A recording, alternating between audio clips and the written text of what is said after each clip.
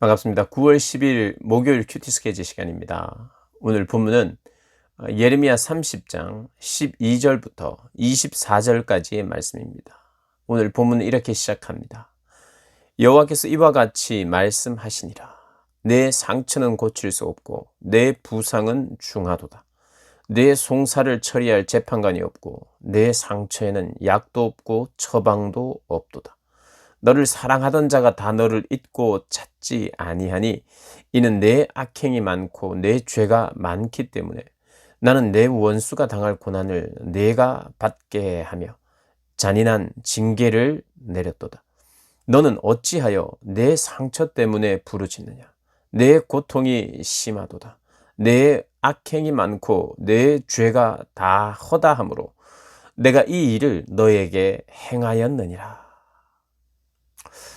오늘 하나님께서는 이스라엘 백성들을 향하여서 너는 왜 상처 때문에 부르짖느냐? 왜 상처 때문에 부르짖느냐라고 말씀을 하십니다.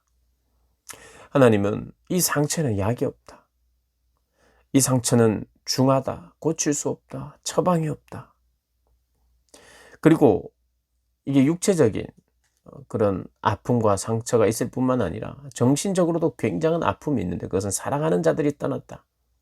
사랑하는 자, 어찌하든지 자기에게 관심이 있는 자, 자기를 좋아하는 자, 단기간 안에 어떤 공통적인 이슈 때문에 공통적인 주제를 함께 했기 때문에 가까워졌던 자들을 포함한 모든 어떤 이유가 됐든 그를 주변에서 지켜주었던 도와줬던 사랑이라는 이름으로 함께 했던 사람들이 다 떠나갔다는 겁니다. 특별히 오늘 본문은 구체적으로는 가장 사랑했던 사람들이 누구냐 하면은 애굽 사람을 이야기합니다. 그것은 즉 애굽과 정치적 군사적 결탁을 맺었기 때문입니다. 이제 바벨론 침공 때 애굽을 의지했거든요. 그러나 애굽도 망했으니 너희들을 지켜주고 사랑해주고 동맹을 맺었던 그들도 없다. 그러니까 정말 이 정신적으로든 육체적으로든 큰 아픔 가운데 있는 거예요. 고칠 수가 없다는 겁니다. 하나님께서 상처를 내셨기 때문에 그 누구도 이 상처를 치료할 수가 없다는 거예요.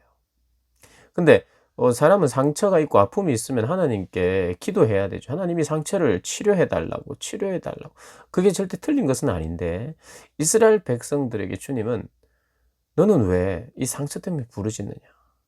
너는 왜 이 상처가 왜 났는지 그 원인은 짚어보지 않고 그 원인은 왜 생각하지 않고 깨닫지 않고 어찌하든지 빨리 처방을 내려달라고 하고 빨리 약을 구해달라고 하고 왜 치료에만 관심이 있느냐? 오늘 계속해서 그 이야기를 합니다. 멍에를 네가 스스로 벗으려고 하지 마라. 반복되는 이야기 왜 그렇습니까? 이스라엘 백성들이 진심으로 내 악행과 죄 때문에 돌이키고 뉘우치고 그래서 내 악행 때문입니다. 내 죄 때문입니다. 하고 모든 처분을 주님께 맡겨야 되는데 그게 주님을 주인으로 왕으로 인정하는 거죠. 여러분 왕으로 인정한다는 것은 왕의 뜻대로 하옵소서 이렇게 돼야 되는 거예요. 죄인이 내가 뭔가를 고르고 선택해서 요구할 수 있는 게 아니에요. 내 죄를 인정하고 모든 처분은 재판관이신 왕께서 하시옵소서. 이게 회복이 되어가는 시작이라는 거예요. 그런데 그런 기미가 안 보이는 거예요. 그래서 하시는 말씀입니다. 왜 상처 때문에 부르시느냐. 여러분, 우리는 아픔이 있을 때, 힘듦이 있을 때, 고난이 있을 때 하나님, 이 고난의 의미가 무엇입니까를 먼저 물어야 합니다. 아픔의 원인이 혹시 무엇입니까를 먼저 물어야 돼요. 그 아픔을 진단해 주십시오. 이 병을 진단해 주십시오. 무엇 때문인지 깨닫고자 하는 마음이 있어야 돼요. 치료 자체에만 관심이 있으면 안 된다고 명확하게 이야기를 하고 있습니다. 계속해서 일주일 동안 우리 하나님께서 계속 예레미야 본문을 통해서 계속해서 그걸 말하고 있어요. 여러분 어떤 면에서는 힘 빠질 수도 있습니다. 치료를 위해서 기도하지 말라니요. 참 이게 모든 상황을 여러분 여기에 접목해서 내가 지금 병원 다니고 있는데 내가 아픈데 내가 약을 먹고 있는데 치료해 달라고 기도 안 해야 된다 이런 뜻이 아닙니다. 그것도 우리가 분명히 기도해야 되고, 그 약을 통해서 내가 낫고 있다면 너무 감사해야 돼요. 그게 하나님의 은혜예요. 그런데 하나님을 제대로 알지는 못한 채, 하나님의 마음이 무엇일까요? 하나님을 구하지 않는 채, 그리고 내가 하나님과의 관계가 어떤지를 생각하지 않은 채 상처 때문에만 부르짖으면 안 됩니다. 상처의 아픔을 이야기할 뿐만 아니라 하나님 앞에 이 원인이 무엇인지를 깨달아서 가르쳐 달라고 해서 진심 어린 뉘우침과 회개를 해야 돼요. 그래서 하나님께서 12절부터 15절까지 이 상처는 도무지 고칠 수 없다. 그리고 너는 왜 상처 때문에 부르짖냐?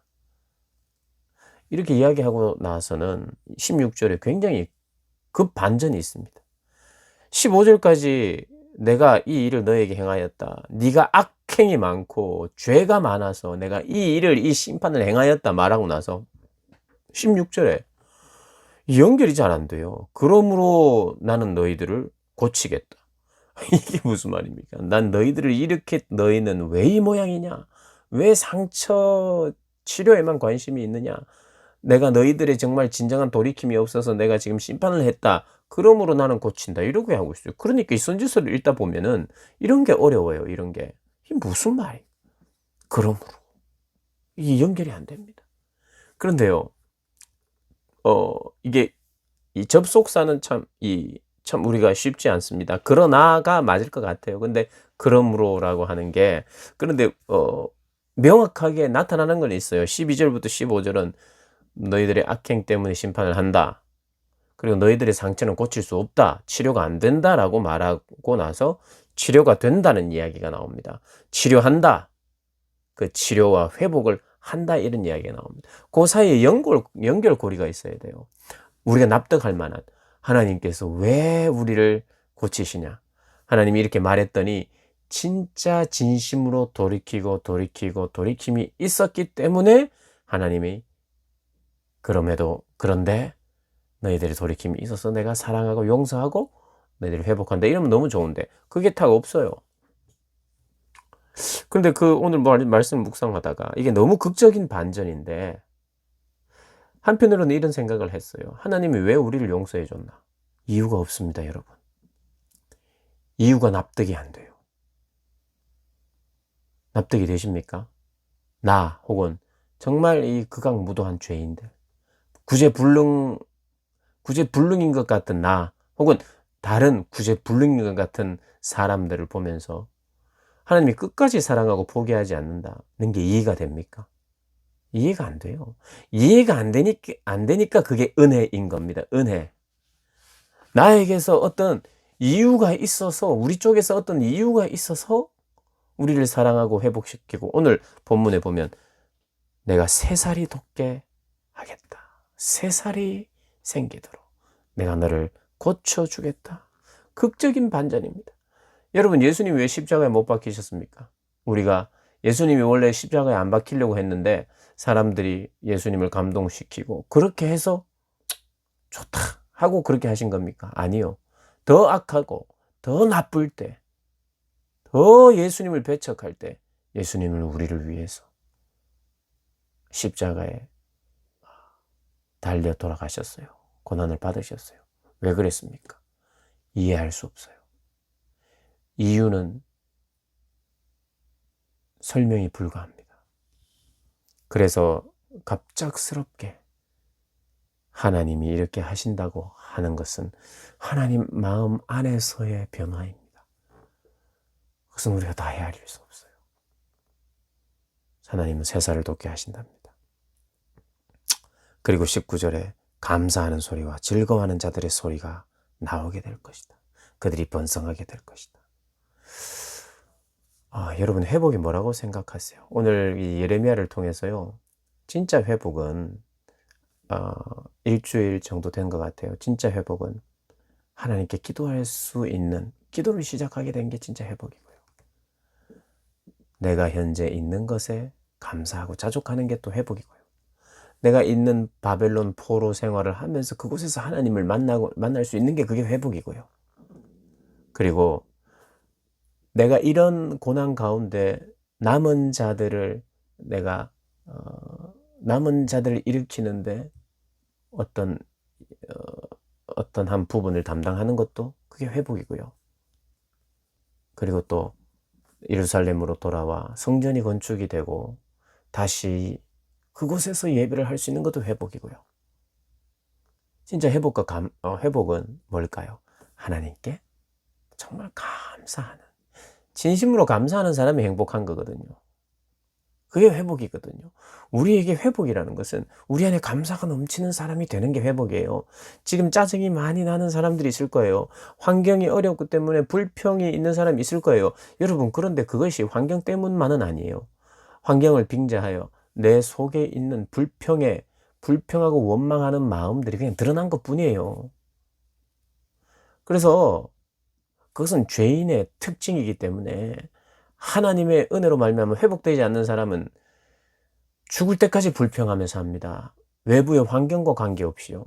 잠깐은 감사하고 좋아할 수 있어요. 그러나 이것이 내 몸에 배었고 습관이 되었습니다. 그래서 말만 하면 불평인 거예요.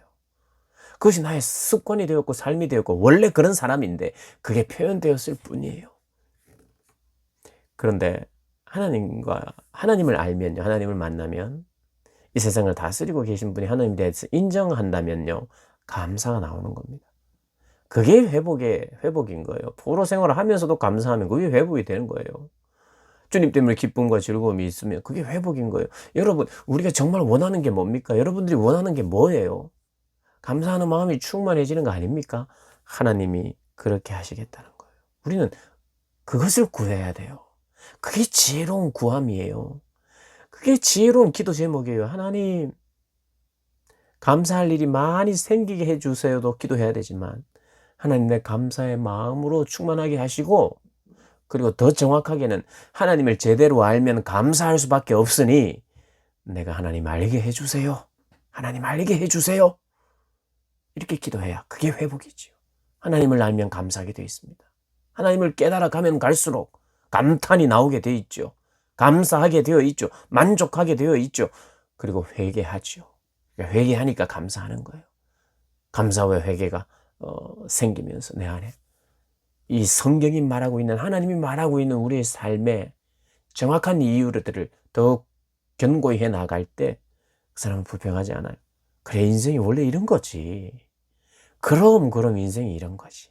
불완전한 것이고 내 계획대로 되지 않는 것이고, 그러나 그럼에도 불구하고 하나님의 전능하신 손안에 있는 것이지. 그리고 내가 잘 돼야 되는 게 아닌 거지. 하나님이 잘 되셔야 되지. 그래, 그거지. 하면서 내가 깨달아 갈 때에 감사가, 그리고 내 자신에 대한 집착이 내려놔지면 여유가 생기죠.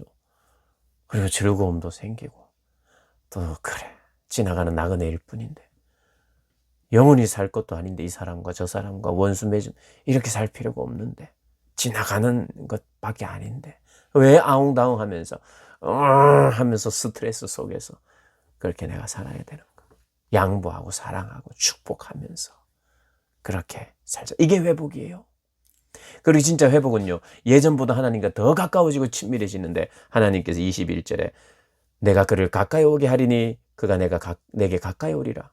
여러분, 우리가 하나님과 더 가까워진다는 거, 오늘 본문의 말씀은요, 우리를 하나님께 가까이 가게 할 중보자가 있는데, 그 중보자는 원래 구약시대는 제사장입니다. 제사장이요, 하나님과 더 가까웠어요. 우리 일반 제사장 아닌 사람들보다요.